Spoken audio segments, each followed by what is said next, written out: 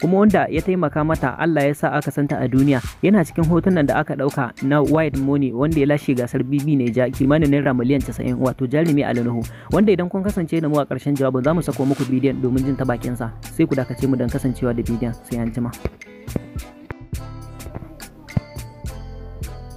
Karamar hukumar Faskari da Batsari na cikin ƙananan hukumomin da suke fama da fuskantar ta'addanci da kashe-kashen mutanen da ba su ji ba su gani ba. An katse duk wani hanyoyin sadarwa da kuma kasuwannin mako a yankunan da domin kawo ƙarshen ta'addanci. Duka ne muke zuwa muku da ƙarshen wannan shiri namu na lokacin. Ku danna subscribe kana ku danna ƙarar sanarwa domin kasancewa da mu a shiri na gaba. Allah kuma ya kare mu daga wannan yan ta'addan, Allah kuma ya kawo ƙarshen su. Sai an jima. Kamar yadda ya bayyana, ko a Daudu akwai batun mayar da martani da aka dinga halaka mutanen da ba su ji ba su gani ba da 'yan sa kai suka yi, amma tun a makon da ya gabata ne muke bincike akan lamarin. Wasu matasa 'yan sa kai sun ɗauki doka a hannunsu. Mun tattaro bayanai akan ta'addanci a ƙananan hukumomi kamar Bakori, Funtu'a, Batsari da sauransu akan hallaka Fulani. Jami'an garin da dama sun samu raunuka da dama, sannan 'yan bindiga sun kone musu gidaje da shaguna. Yayin tattaunawa da manema labarai a Katsina, kakakin rundunar 'yan sandan jihar Gambo Isa ya ce 'yan bindigan suna mayar da martani ne. A cewarsa farmakin da aka kai ya sore, 'yan bindigan sun shiga har cikin ƙauyukan ne da baburansu, sannan suka yi amfani da miyagun makamai wurin kai farmaki da kashe jama'a. Kamar yadda ya bayyana bisa riwayar Premium Time, bincike ya nuna cewa 'yan bindigan suna kawo hari ne a matsayin murtani na Fulani 'yan uwansu da aka kashe da 'yan sa kai suka dinga kashe su. Wannan kuma 'yan sa kan sun yi hallaka Fulani ne ba tare da sun aikata wani laifi ba. Baya ga Yasuri, kakakin rundunar 'yan sandan ya ce suna nan suna ta bincike akan hallaka jama'a da ake yi a Daudawa da ke karamar hukumar Faskari. Assalamu alaikum, barkamu da warhaka, sannu da jimirin sake kasancewa da mu a wani sabon shirin. Dalilin da yasa 'yan bindiga suke kai farmaki wasu ungoyoyi guda biyu a Katsina. Bincike ya bayyana dalilin da yasa 'yan bindiga suka addabi garuruwa guda biyu a Katsina. An gano cewa farmakin ya biyo bayan hallaka Fulani da wasu 'yan sa kai suka yi ne. Ko a ranar Talata da ta gabata sai da 'yan bindiga suka hallaka mutane 10 a Batsari. 'Yan sanda sun gano cewa dalilin da yasa 'yan bindiga suke ta hallaka mutane a jihar ya biyo bayan hallaka Fulani ne da wasu kungiyoyi na 'yan sa kai suka yi ne. Mun ga jarumin ta wallafa wani guntun bidiyo a shafinta na IG wato a Instagram tare da neman addu'ar masoyanta da su taya ta da addu'a Allah ya bata lafiya. Inda kun kasance da mu a ƙarshen labarin za mu saka muku bidiyon dangane idan ku. Jarumar tana fitowa ne a cikin shirin fim din nan mai dogon zango wato Labari Na, kamar yadda tashar Sirri Movies take wallafa shi a lissafi. Ana yi mata lakabi da suna Rukayya Labari Na domin wannan fim din shine ya dago da darajar jarumar. Muna yi mata fatan Allah ya bata sauki ya kuma kare dukkanin musulmi daga kowane irin shirda, amin. Za mu so mu karɓi ra'ayoyinku a sashenmu na comment. Ku yi like da comment cin gyara ko korafi, kana ku danna subscribe domin samun sabbin shirye-shiryen mu a kodayaushe. Sai ku kasance da mu domin ganin bidiyon rashin lafiyar tata yadda ake gudanar da kula da ita a asibiti. Allah ya bata lafiya ya kuma kare dukkanin musulmi daga kowace irin cuta.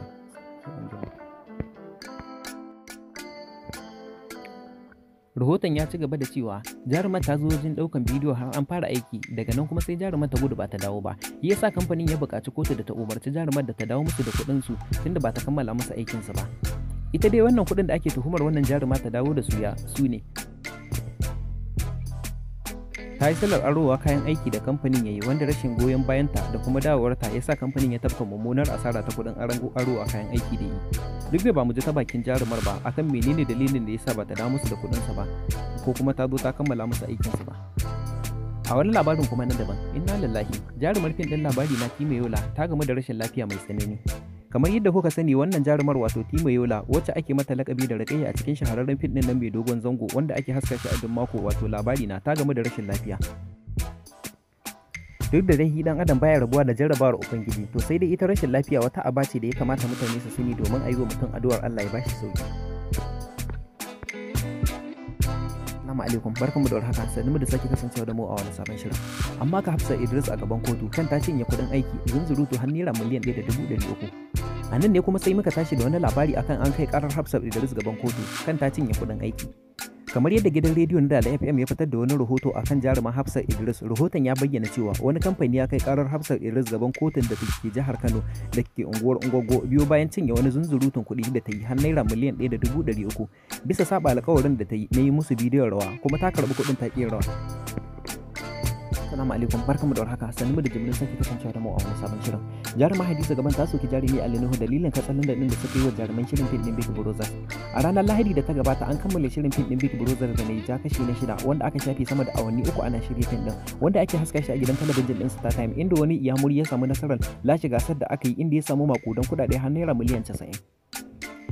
Shirin ya samu kalubale daga wajen malaman addinin musulunci da kuma masu faɗakarwa da kuma kiristoci, duba ga yadda ake gudanar da al'amuran da suka ci karo da koyarwar addinan guda biyu. Sai dai kuma matasa har ma da manyan mutane sun rankai wajen kallon wannan shirin fim din da kuma bibiyarsa duk da abubuwa marasa kyau da ake a cikin shirin fim din. Jarumai da dama a masana'antar shirya fina-finan Hausa ta Kai News sun samu damar halartar wannan wajen taron da aka yi, tare da daukan hotuna da bidiyo na kai iyamurin murnar lashe gasar da yi. Cikin jaruman da suka halarci gurbin wannan taron sun hada da Ali Nuhu, Adam A. Zango, Abubakar Bashir Mai Shadda, Ali Mustapha Baba Karimi, Ibrahim Mindori. To a nan ne jaruma Hadiza Gaban ta yi zazzafan martani ga jarumi Ali Nuhu, inda take nusantar da shi abin da bai dace ba. A matsayinsa na kuma shugaba wanda ake kira da sarki a masana'antar shirya fina-finan Hausa ta Kannywood, wanda mutane da dama suna yin koyi da ɗabi'arsa ne. To sai dai wannan fim ɗin da ake yi ana haska shi ne tare da nuna tsiraici da dai abubuwa da dama wanda suka shafi bai dace da addini ba. To shine sai ta yi wa jarumi Ali Nuhu martani. To sai dai kuma wannan martanin da ta yi wa jarumi Ali Nuhu ya jawo cece-kuce da dama, inda wasu ma suke zaginta. Duka dai ne muke zo muku da ƙarshen wannan shiri na wannan lokacin. Ku danna subscribe, kana ku danna ƙaurar sanarwa domin kasancewa da mu a shiri na gaba. Sai yanzu.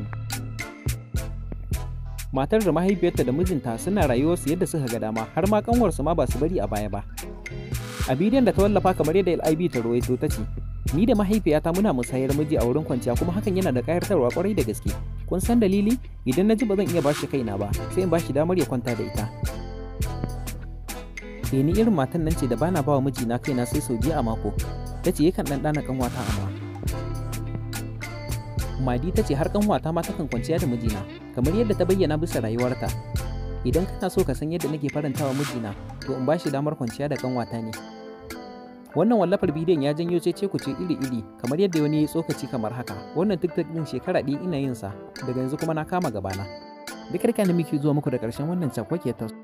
Ku danna subscribe, kana ku danna ƙaurar sanarwa domin kasancewa da mu a shiri na gaba. Ku yi like da comment, cin gyara ko ƙorafi. Allah kuma ka kare mu daga sharrin wa'annan mutanen. Sai anjima. Assalamu alaikum, barkanmu da warhaka. Sannu da jimirin sake kasancewa da mu a wani sabon shirin. Karkake, dan faranta miji na rai nakan bashi ɗanin mahaifiyata da kanwata cewar wata matar aure. Wata mata ta bayyana hanyar da take bi dan faranta mijinta rai, kamar yadda Madi Burok ta bayyana yadda take ba mijinta damar kwanciya da mahaifiyarta. A cewar ta, takan bashi damar shakatawa da yar uwarta idan har ya buƙaci haka. Wata mata ta bayyana yadda take ba mijinta damar kwanciya da mahaifiyarta da yar uwarta. Madi Burok 'yar Amurka ce, ta bayyana wa mabiyanta wanda suke shafin TikTok waɗanda sun kai kimanin mutum 92,700 dangane da rayuwar aurenta.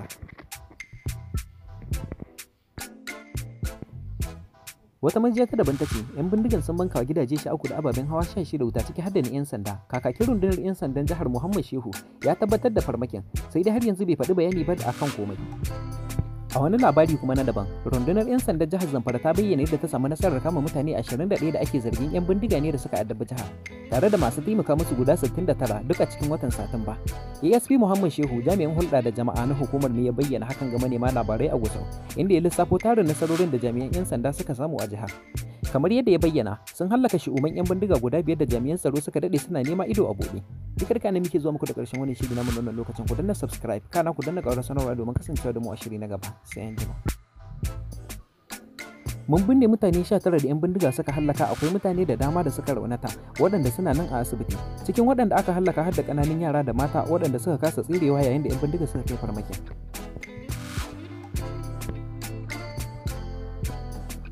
Ƙauyen Kuriyar na Madaro a ƙarƙashin ƙaramar hukumar Ƙaura na Moda yake, yana da iyaka da Zulmi da ke Shinkafe, wurin da ta'addancin ya fi yawaita a faɗin jihar. Premium Time ta rawaito yadda wata majiya ta sanarwa da BBC Hausa cewa 'yan bindigan sun kwashe sa'o'i da dama a ƙauyukan suna ta'addancin su, sai da suka sasa abubuwa da dama a shaguna, sannan kuma suka sace dabbobi da ke kiwo a gidaje. Wata majiya ta daban, Mustapha Mai Leda, ya tabbatarwa da Premium Time afkuwar lamarin, kamar yadda ya ce, 'yan bindiga sun hallaka mutum 19 ciki har da ƙananan yara, sannan sun kone gidaje da shagunan mazauna ƙauyen Madaro da ke jihar Zamfara a daren Talata. Premium Time ta rawaito yadda suka kai farmakin. Wace garin ranar da kwamishinan 'yan sandan jihar Ayuba Elkana ya kai wa 'yan sandan musamman da suke aiki a wuraren hanyar Shinkafa zuwa Ƙauren Namo da ziyara. Assalamu alaikum, barkamu da warhaka. Sannan mu da jimin sake kasancewa da mu a wani sabon shirin. Da dumin su 'yan bindiga sun kashe mutum 19 a Zamfara, ciki har da kananan yara sun kuma kone shaguna da gidaje. Akalla mutum 19 ne suka rasa rayukansu bayan da 'yan bindiga suka afka ƙauyukan Kuriyar Madora da ke jihar Zamfara. Lamarin ya auku ne ranar Talata, cikin waɗanda suka hallaka har da kananan yara, sannan kuma sun banka wa gidaje wuta. Hakan ya auku ne a shekarar ranar da kwamishinan 'yan sandan jihar Ayuba Ilkana ya kai wa 'yan sandan da ke kan hanyar Shinkafa zuwa ƙauren Namo da ziyara. Assalamu alaikum, barkamu da warhaka. Sannu da sake kasancewa da mu a wani sabon shirin. Jarumi Awwal Isa Wai, wanda yake taka muhimmiyar rawa a cikin shahararren fim din mai dogon zango wato Izza So da sunan direban Matawalle, yayi maganganu iri-iri akan jaruma Hadiza Gaban game da martanin da ta yi wa Hasa Jarumi Ali Nuhu akan hotunan da suka dauka da arana na kudancin Najeriya akan hotunan Bibi Naija, wanda ta kalubalanci jarumar masana'antar shirya fina-finan Hausa ta kane da shishigi da kuma abin da suka yi bai dace ba. To shine Awwal Isa Wai sai fito ya nuna rashin jin daɗin magana da Hadiza Gaban ta yi, wanda ya kira da wani kalwalin su da ke can Abuja tare da yi musu mummunan zagi, wanda ya nuna cewa rashin da'a ne da butulci saboda ta zo Najeriya ko Hausa ba ta ji, kuma wanda ya taimaka mata Allah ya sa aka santa a duniya yana cikin hotunan da aka dauka na White Money wanda ya lashe gasar Bibi Naija kimanin naira miliyan 90, wato Jarumi Ali Nuhu, wanda idan kun kasance da mu a ƙarshen jawabin za mu sako muku bidiyon domin jin ta bakin sa, sai ku dakace mu dan kasancewa da bidiyon, sai an jima. Karamar hukumar Faskari da Batsari na cikin ƙananan hukumomin da suke fama da fuskantar ta'addanci da kashe-kashen mutanen da ba su ji ba su gani ba. An katse digo na hanyoyin sadarwa da kuma kasuwannin mako a yankunan da domin kawo ƙarshen ta'addanci. Duk da kana muke zuwa muku da ƙarshen wannan shiri namu na lokacin. Ku danna subscribe kana ku danna ƙaurar sanarwa domin kasancewa da mu a shiri na gaba. Allah kuma ya kare mu daga wannan yan ta'addan, Allah kuma ya kawo ƙarshen su. Sai an jima. Kamar yadda ya bayyana, ko a Daudu akwai batun mayar da martani da aka dinga halaka mutanen da ba su ji ba su gani ba da 'yan sa kai suka yi, amma tun a makon da ya gabata ne muke bincike akan lamarin. Wasu matasa 'yan sa kai sun ɗauki doka a hannunsu.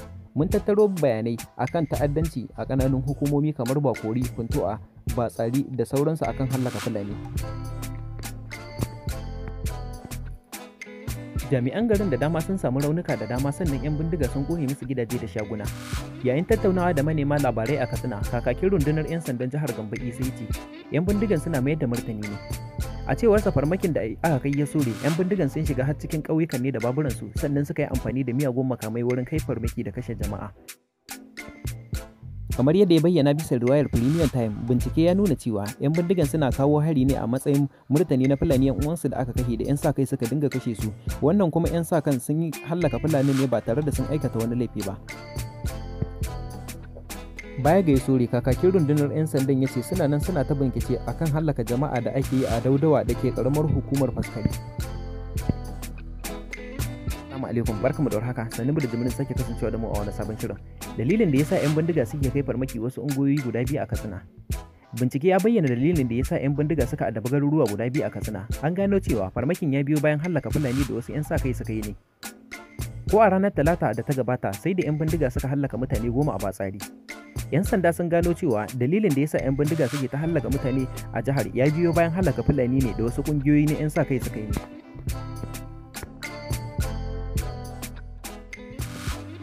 Mun ga jarumin ta wallafa wani guntun bidiyo a shafinta na IG wato Instagram tare da neman addu'ar masoyanta da su taya ta da addu'a Allah ya bata lafiya. Idan kun kasance da mu a ƙarshen labarin za mu saka muku bidiyon dangane idan ku. Jarumar tana fitowa ne a cikin shirin fim din nan mai dogon zango wato Labari Na, kamar yadda tashar Sirri Movies take wallafa shi a lissafi. Ana yi mata lakabi da suna Rukayya Labari Na domin wannan fim din shine ya dago da darajar jarumar. Muna yi mata fatan Allah ya bata sauki ya kuma kare dukkanin musulmi daga kowane irin shirri, amin.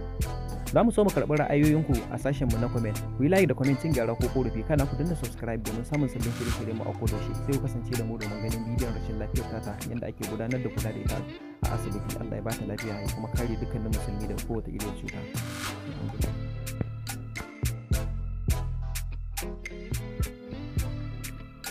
Rahoton ya ci gaba da cewa jarumar ta zo wajen ɗaukan bidiyo har an fara aiki, daga nan kuma sai jarumar ta gudu ba ta dawo ba. Shi yasa kamfanin ya buƙaci kotu da ta umarci jarumar da ta dawo musu da kuɗin su tunda ba ta kammala musu aikin su ba. Ita dai wannan kuɗin da ake tuhumar wannan jaruma ta dawo da su ne ta yi silar arowa kayan aiki da kamfanin ya yi wanda rashin goyon bayanta da kuma dawowarta ya sa kamfanin ya tafka mummunar asara ta kudin arowa kayan aiki da yi. Duk da ba mu ji ta bakin jarumar ba akan menene dalilin da ya sa ba ta dawo musu da kudinsa ba ko kuma ta zo ta kammala musu aikinsu ba. A wani labarin kuma na daban, inna lillahi, jarumar fim ɗin labari na Timayola ta gamu da rashin lafiya mai tsanani. Kamar yadda kuka sani, wannan jarumar wato Timayola wacce ake mata lakabi da Rakayya a cikin shahararren fim ɗin nan mai dogon zango wanda ake haska shi a duk mako wato labari na ta gamu da rashin lafiya. Duk da dai dan adam baya rabuwa da jarrabawar ubangiji, to sai dai ita rashin lafiya wata aba ce da ya kamata mutane su sani domin a yi wa mutum addu'ar Allah ya bashi sauki. Assalamu alaikum, barkanmu da warhaka, sannu da sake kasancewa da mu a wani sabon shirin. Amma ka Hafsat Idris a gaban kotu kan ta cinye kuɗin aiki zunzurutu har naira miliyan 1.300. A nan ne kuma sai muka tashi da wani labari akan an kai karar Hafsat Idris gaban kotu kan ta cinye kuɗin aiki. Kamar yadda gidan rediyon Dala FM ya fitar da wani rahoto akan jarumar Hafsat Idris, rahoton ya bayyana cewa wani kamfani ya kai karar Hafsat Idris gaban kotun da ke jihar Kano da ke unguwar Ungwaggo biyo bayan cinye wani zunzurutun kuɗi da ta yi har naira miliyan 1.300 bisa saba alƙawarin da ta yi na yi musu bidiyon rawa kuma ta karɓi kuɗin ta ƙi rawa.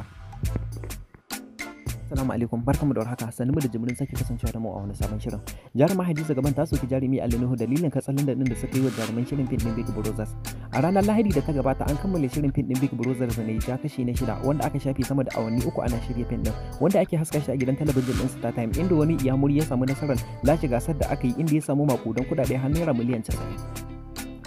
Shirin ya samu kalubale daga wajen malaman addinin musulunci da kuma masu faɗakarwa da kuma kiristoci duba ga yadda ake gudanar da al'amuran da suka ci karo da koyarwar addinan guda biyu. Sai dai kuma matasa har ma da manyan mutane sun rankai wajen kallon wannan shirin fim ɗin da kuma bibiyarsa duk da abubuwa marasa kyau da ake a cikin shirin fim ɗin. Jarumai da dama a masana'antar shirya fina-finan Hausa ta Kai News sun samu damar halartar wannan wajen taron da aka yi tare da daukan hotuna da bidiyo na kai iyamurin murnar lashe gasar da iya. Cikin jaruman da suka halarci gurbin wannan taron sun hada da Ali Nuhu, Adam A Zango, Abubakar Bashir Mashadda, Ali Mustapha Baba Karimi, Ibrahim Mindowari. To a nan ne jaruma Hadiza Gaban ta yi zazzafan martani ga jarumi Ali Nuhu inda take nusantar da shi abin da bai dace ba. A matsayinsa na kuma shugaba wanda ake kira da sarki a masana'antar shirya fina-finan Hausa ta Kannywood wanda mutane da dama suna yin koyi da ɗabi'arsa ne. To sai dai wannan fim ɗin da ake yi ana haska shi ne tare da nuna tsiraici da dai abubuwa da dama wanda suka shafi bai dace da addini ba. To shine sai ta yi wa jarumi Ali Nuhu martani. To sai dai kuma wannan martanin da ta yi wa jarumi Ali Nuhu ya jawo cece-kuce da dama inda wasu ma suke zaginta. Duka duka dai muke zuwa muku da ƙarshen wannan shiri namu na wannan lokacin. Ku danna subscribe kana ku danna ƙarar sanarwa domin kasancewa da mu a shiri na gaba. Matar da mahaifiyarta da mijinta suna rayuwarsu yadda suka ga dama har ma kanwarsu ma ba su bari a baya ba. A bidiyon da ta wallafa kamar yadda LIB ta rawaito ta ce, "Ni da mahaifiyata muna musayar miji a wurin kwanciya kuma hakan yana da ƙayatarwa kwarai da gaske. Kun san dalili? Idan na ji ba zan iya bashi kaina ba, sai in bashi damar ya kwanta da ita." Ni irin matan nan ce da bana bawa mijina kaina sai sau biyu a mako. Ta ce yakan ɗanɗana kanwata amma. Madi ta ce har kanwata ma takan kwanciya da mijina, kamar yadda ta bayyana bisa rayuwarta. Idan kana so ka san yadda nake farantawa mijina, to in bashi damar kwanciya da kanwata ne. Wannan wallafar bidiyon ya janyo cece-kuce iri-iri kamar yadda wani ya tsokaci kamar haka. Wannan TikTok din shekara ɗaya ina yin sa, daga yanzu kuma na kama gabana. Duk ne muke zuwa muku da ƙarshen wannan cakwake ta.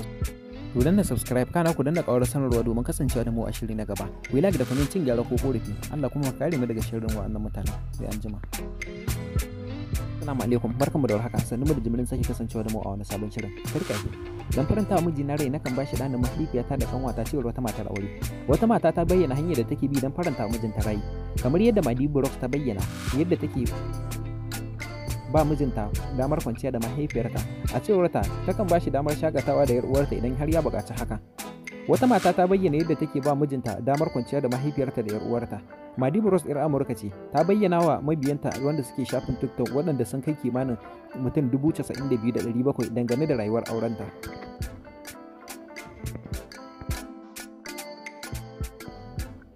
Wata majiya ta daban ta ce, 'yan bindigan sun banka wa gidaje 13 da ababen hawa 16 wuta ciki har da ni 'yan sanda. Kakakin rundunar 'yan sandan jihar Muhammad Shehu ya tabbatar da farmakin, sai dai har yanzu bai faɗi bayani ba akan komai. A wani labari kuma na daban, rundunar 'yan sandan jihar Zamfara ta bayyana yadda ta samu nasarar kama mutane 21 da ake zargin 'yan bindiga ne da suka addabi jihar, tare da masu taimaka musu guda 69 duka cikin watan Satumba. ASP Muhammad Shehu jami'in hulɗa da jama'a na hukumar ne ya bayyana hakan ga manema labarai a Gusau, inda ya lissafo tarin nasarorin da jami'an 'yan sanda suka samu a jihar. Kamar yadda ya bayyana, sun hallaka shi'uman 'yan bindiga guda 5 da jami'an tsaro suka dade suna nema ido a buɗe. Duk da ne muke zuwa muku da ƙarshen wannan shiri namu wannan lokacin, ku danna subscribe kana ku danna ƙarar sanarwa domin kasancewa da mu a shiri na gaba. Sai an jima. Mun binne mutane 19 da 'yan bindiga suka hallaka, akwai mutane da dama da suka raunata waɗanda suna nan a asibiti. Cikin waɗanda aka hallaka har da ƙananan yara da mata waɗanda suka kasa tsirewa yayin da 'yan bindiga suka kai farmaki. Ƙauyen Kuryan Madaro a ƙarƙashin ƙaramar hukumar Ƙaura na Moda yake, yana da iyaka da Zurmi da ke Shinkafe, wurin da ta'addancin ya fi yawaita a faɗin jihar. Premium Time ta rawaito yadda wata majiya ta sanarwa da BBC Hausa cewa 'yan bindigan sun kwashe sa'o'i da dama a ƙauyukan suna ta'addancin su, sai da suka sasa abubuwa da dama a shaguna, sannan kuma suka sace dabbobi da ke kiwo a gidaje. Wata majiya ta daban, Mustapha Mai Leda, ya tabbatarwa da Premium Time afkuwar lamarin, kamar yadda ya ce 'yan bindiga sun hallaka mutum 19 ciki har da ƙananan yara, sannan sun kone gidaje da shagunan mazauna ƙauyen Madaro da ke jihar Zamfara a daren Talata. Premium Time ta rawaito yadda suka kai farmakin. Wace garin ranar da kwamishinan 'yan sandan jihar Ayuba Elkana ya kai wa 'yan sandan musamman da suke aiki a wuraren hanyar Shinkafa zuwa Ƙauren Namo da ziyara. Assalamu alaikum, barkamu da warhaka, sannu mu da jimirin sake kasancewa da mu a wani sabon shirin. Da dumin sa 'yan bindiga sun kashe mutum 19 a Zamfara ciki har da ƙananan yara, sun kuma kone shaguna da gidaje. Akalla mutum 19 ne suka rasa rayukansu bayan da 'yan bindiga suka afka ƙauyukan Kuryar Madora da ke jihar Zamfara. Lamarin ya auku ne ranar Talata, cikin waɗanda suka hallaka har da ƙananan yara, sannan kuma sun banka wa gidaje wuta. Hakan ya auku ne a shekarar ranar da kwamishinan 'yan sandan jihar Ayuba Elkana ya kai wa 'yan sandan da ke kan hanyar Shinkafa zuwa Ƙauren Namo da ziyara. Assalamu alaikum, barkamu da warhaka, sannu da sake kasancewa da mu a wani sabon shirin. Jarumi Awwal Isa West, wanda yake taka muhimmiyar rawa a cikin shahararren fim ɗin mai dogon zango wato Izza So da sunan direban Matawalle, ya yi maganganu iri-iri akan jaruma Hadiza Gaban game da martanin da ta yi wa su jarumi Ali Nuhu akan hotunan da suka ɗauka da arna na kudancin Najeriya akan hotunan Bibi Naija, wanda ta kalubalanci jaruman masana'antar shirya fina-finan Hausa ta kane waɗanda shishigi da kuma abin da suka yi bai dace ba. To shine Awwal Isa West ya fito ya nuna rashin jin daɗin magana da Hadiza Gaban ta yi, wanda ya kira da wani kalwalin su da ke can Abuja, tare da yi musu mummunan zagi, wanda ya nuna cewa rashin da'a ne da butulci saboda ta zo Najeriya ko Hausa ba ta ji, kuma wanda ya taimaka mata Allah ya sa aka santa a duniya yana cikin hotunan da aka dauka na White Money, wanda ya lashe gasar Bibi Naija kimanin naira miliyan 90, wato jarumi Ali Nuhu, wanda idan kun kasance da mu a ƙarshen jawabin za mu sako muku bidiyon domin jin ta bakin sa, sai ku dakace mu don kasancewa da bidiyon, sai an jima. Karamar hukumar Faskari da Batsari na cikin ƙananan hukumomin da suke fama da fuskantar ta'addanci da kashe-kashen mutanen da ba su ji ba su gani ba. An katse duk wani hanyoyin sadarwa da kuma kasuwannin mako a yankunan da domin kawo ƙarshen ta'addanci. Duk da ne muke zuwa muku da ƙarshen wannan shiri namu na wannan lokacin. Ku danna subscribe kana ku danna ƙarar sanarwa domin kasancewa da mu a shiri na gaba. Allah kuma ya kare mu daga wannan yan ta'addan, Allah kuma ya kawo ƙarshen su. Sai an jima. Kamar yadda ya bayyana, ko a Daudu akwai batun mayar da martani da aka dinga halaka mutanen da ba su ji ba su gani ba da 'yan sa kai suka yi, amma tun a makon da ya gabata ne muke bincike akan lamarin. Wasu matasa 'yan sa kai sun ɗauki doka a hannunsu. Mun tattaro bayanai akan ta'addanci a ƙananan hukumomi kamar Bakori, Funtu'a, Batsari da sauransu akan hallaka Fulani. Jami'an garin da dama sun samu raunuka da dama, sannan 'yan bindiga sun ƙone musu gidaje da shaguna. Yayin tattaunawa da manema labarai a Katsina, kakakin rundunar 'yan sandan jihar Gombe Isa ya ce 'yan bindigan suna mayar da martani ne. A cewar sa, farmakin da aka kai ya sore, 'yan bindigan sun shiga har cikin ƙauyukan ne da baburansu, sannan suka yi amfani da miyagun makamai wurin kai farmaki da kashe jama'a. Kamar yadda ya bayyana bisa riwayar Premium Time, bincike ya nuna cewa 'yan bindigan suna kawo hari ne a matsayin murtani na Fulani 'yan uwansu da aka kashe da 'yan sa kai suka dinga kashe su, wannan kuma 'yan sa kan sun yi hallaka Fulani ne ba tare da sun aikata wani laifi ba.